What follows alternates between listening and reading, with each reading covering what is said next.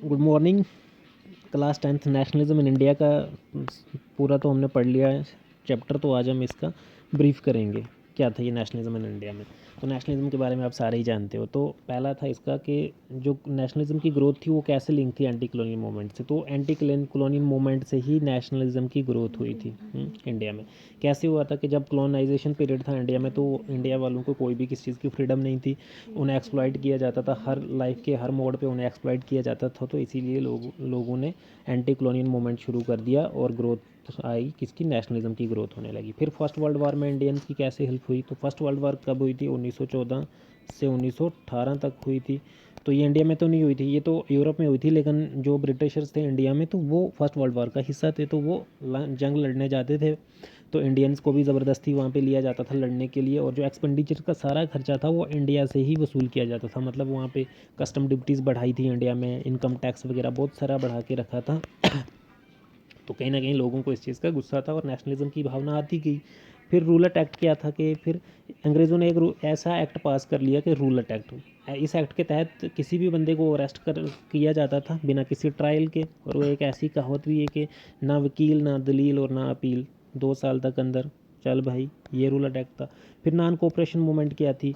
Non cooperation movement ये थी कि गांधी जी ने लॉन्च की थी, और गांधी जी को लगता था कहीं ना कहीं ऐसा कि यार जो ब्रिटिशर्स इंडिया में हैं तो ये हमारी ही कोऑपरेशन की वजह से, क्योंकि हम लोग उनको सपोर्ट कर रहे हैं, सहयोग कर रहे हैं, तो तभी ये इधर हैं। तो गांधी ने लॉन्च करा कि नॉन कोऑपरेट करेंगे, हम उनका सहयोग नहीं करेंगे अब। फिर सत्याग्रह का क्या कंसेप्ट था कि सत्याग्रह गांधी जी कहते थे कि अगर हमारा अगर वो कहते थे कि काज हमारा, अगर if the cause was true, if the struggle was against injustice, physical force कोई ज़रूरी नहीं है।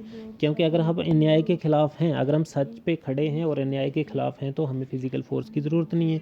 जो अप्रेजर है, जो हमारे ऊपर जुल्म सतम ढा रहा है, तो कहीं ना कहीं एक दिन उसकी भी जो सोल जागेगी, अंतरात्मा जागेगी, यार सच में कुछ गलती कर रहा हूँ, इसीलिए उनको सत्याग्रह का कंसेप्ट लेके आए। फिर जलियांवाला बाग था, क्या था कि ये 13 अप्रैल को हुआ था। ये 13 अप्रैल अमृतसर में एक जगह का नाम है जलियांवाला बाग, वहाँ पे बहुत सारे लोग इकट्ठे हुए थे। बैसाखी का त्यौहार भी था, लेकिन इस रूल एक्ट के विरोध में भी थे। तो वहाँ पे मार्शल लॉ उन्होंने इम्पोज कर दिया था ब्रिटिशर्स ने उसी टाइम। तो बहुत सारे इंडियंस मारे गए थे जलियांवाला बाग में, 13 अप्रैल 1919 को याद रखना। एक और है फिर साइमन कमीशन क्या था। साइमन कमीशन इंडिया में आया था 1928 में आया था। ये तो आया था यहाँ पे कुछ कॉन्स्टिट्यूशनल चेंजेस करने तो आया था, लेकिन इंडिया वालों ने इसको भी अपोज किया।